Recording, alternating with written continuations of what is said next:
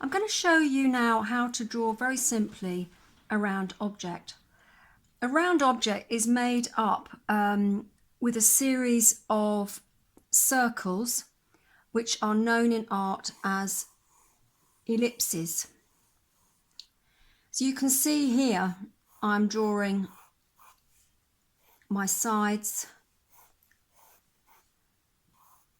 This curve here I have created round the word ellipse will be exactly the same curve here.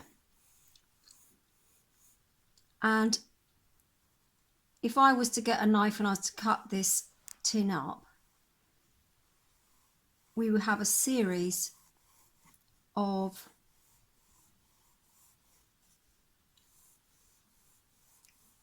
circles.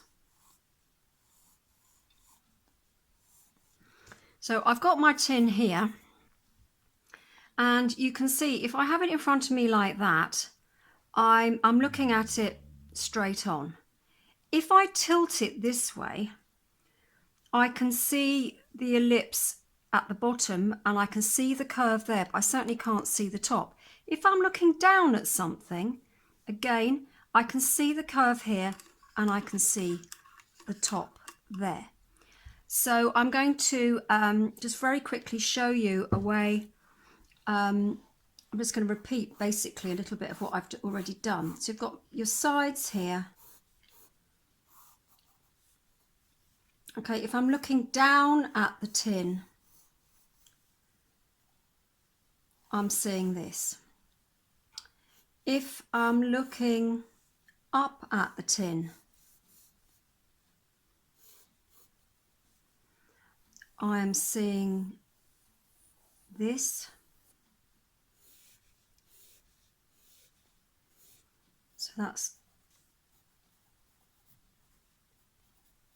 looking up. If I'm looking down at the tin, it's the opposite. I'm going to see the top. So that's looking down.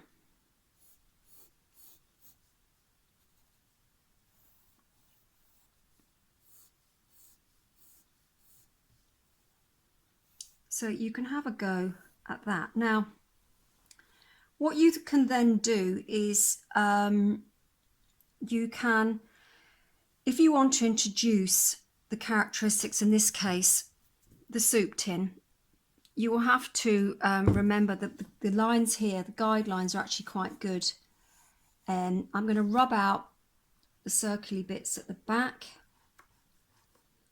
So when you come to add anything written, it's very important that your writing that you put on also curves. So curve your type onto it. It would be a mistake, which is how not to do it. People sort of blunt off that bit there, but obviously you need to have the curve going there. And then they sort of say you want to put a label on it. You have these straight lines. That's incorrect. You must curve anything you put on. So whether you're drawing a vase or a mug, so you're going to put a handle on this to make it into a mug, like this.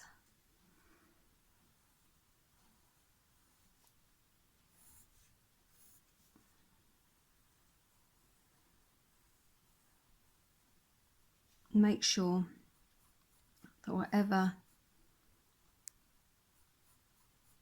you have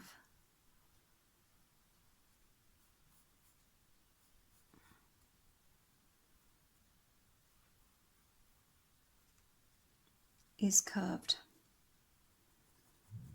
That's a really quick, easy way of showing you how to draw something round. So straight edges, this curve here, that curve there, and depending on where you're looking at it, that's how you do you're using this word here, we use in art a lot, you create an ellipse. And sometimes when you're doing something, you can hardly see the top. You just use a really skinny little ellipse like that. Or obviously if you can see something more, the top here, you can see as soon as I put those little lines in, the difference between this one and this one, depending on where your the viewpoint. So have a go, get some round objects, just go to the kitchen, get some bits and pieces and have a go.